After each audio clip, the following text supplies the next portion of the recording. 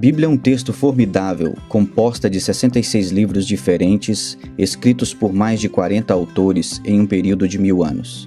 Não é apenas uma compilação de um grupo de histórias diferentes, ou um manual de autoajuda, ou até mesmo um livro devocional. É uma história coesa de Gênesis ao Apocalipse, a história da glória de Deus.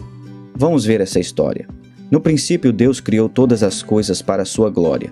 Como coroa da criação, ele fez o homem para que Deus pudesse compartilhar a si mesmo com outros. Ordenou para sermos férteis, multiplicar e encher a terra com a glória de Deus. Mas o homem decidiu não confiar em Deus e que ele estava escondendo alguma coisa de nós. Nós decidimos viver para nós mesmos ao invés de viver para Deus, e isso encheu a terra com o pecado e egoísmo. O homem errou o caminho de tal maneira que Deus inundou toda a terra e começou tudo de novo com um homem chamado Noé. Quando Noé saiu da arca, Deus lhe disse as mesmas palavras que disse a Adão: sede férteis e multiplicai e enchei a terra. Mais uma vez, porém, a humanidade procurou honrar o homem ao invés de Deus. Porque todos eles compartilhavam a mesma língua, era fácil de comunicar e cooperar. Então eles fizeram um plano. Em um lugar chamado Babel, eles iriam construir uma torre até os céus para estabelecerem um nome para si. Eles trabalharam para construir o seu próprio reino, ao invés de obedecer à ordem de Deus. Eles cometeram o mesmo erro que cada uma das gerações anteriores havia cometido. A humanidade ignorou a Deus e sua ordem de espalhar o seu nome e sua glória por toda a terra. Então Deus tomou a seguinte decisão. Ele confundiu as línguas das pessoas para que elas não pudessem mais facilmente comunicar entre si. Naquele momento, Deus formou a diversidade entre tribos e povos do mundo. Assim, diferentes grupos de pessoas se espalharam para o norte, o sul, o leste e o oeste. Dessas nações, Deus escolheu um homem chamado Abraão e fez uma aliança com ele. Deus disse a Abraão que ele iria abençoá-lo e todos os seus descendentes, transformando-os em uma grande nação que iria abençoar todas as outras nações. Deus eventualmente nomeou esta nação Israel, e ele começou a demonstrar sua glória através deles de muitas maneiras. Deu-lhes um conjunto de leis para viver de modo que eles poderiam ser separados, vivendo uma vida santa diante de todas as outras nações. Ao fazer isso, eles se tornariam um sacerdócio real, mediando entre Deus e o homem. Obedecendo seus mandamentos diante das nações, Israel iria encorajar e incentivar as pessoas a amar a Deus e amar os outros. Deus também deu a Israel um lugar geográfico especial sobre a terra, estrategicamente localizado no meio de todas as outras nações. Nessa terra prometida, Israel seria uma luz para todas as nações, mostrando-lhes o caminho para Deus, mesmo na escuridão do mundo. Às vezes Israel vivia este chamado e compreendia bem o desejo de Deus para abençoar todos os povos da terra através deles. Porém, de novo, Israel caía na mesma armadilha que a humanidade, glorificando a si mesmo ao invés de glorificar a Deus. Quando Israel se desviava do caminho, Deus intervinha. Às vezes ele levantou profetas para lembrá-los do seu mandamento de abençoar as nações com as bênçãos que lhes dera.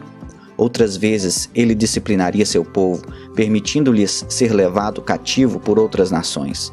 Independentemente disso, Deus usou Israel mesmo em sua desobediência para engrandecer seu nome entre as nações. Mas tudo isso foi apenas o começo daquilo que Deus tinha planejado. Em todos os seus altos e baixos, Israel cresceu com fome de um Messias prometido, um rei que iria estabelecer um reino eterno que nunca teria fim. Isso, é claro, nos leva a Jesus. Deus enviou seu Filho para a terra por 33 anos para demonstrar dramaticamente o amor do Pai, tanto para judeus como gentios. Ele era da linhagem do rei Davi, mas sua genealogia tinha judeus e gentios.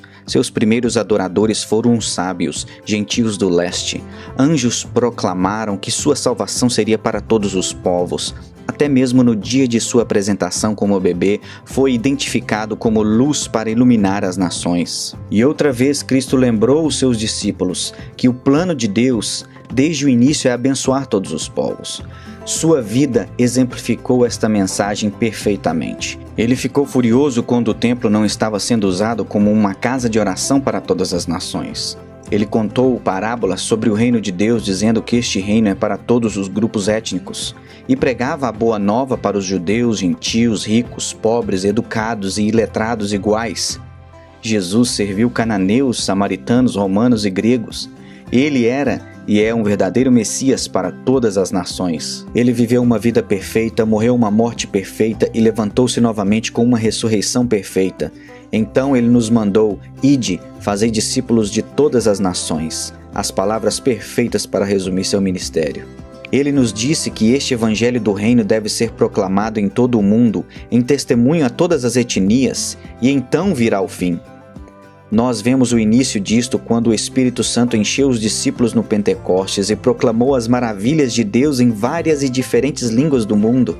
Também a continuação quando Cristo chamou Paulo e outros apóstolos para pregar o evangelho aos gentios. Ele continua até o dia de hoje. Estamos à espera do fim que vemos em Apocalipse, quando o Cordeiro de Deus adquiriu com o seu próprio sangue cada nação.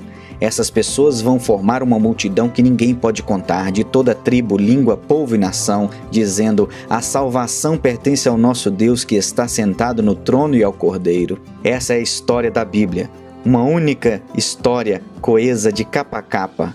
A história de Deus, a história de sua glória entre todas as nações. Mas não pode vir a ser concretizada até que todas as nações escutem esta história. Ele te convida para essa história. Ele te convida para essa missão. Qual será a sua participação?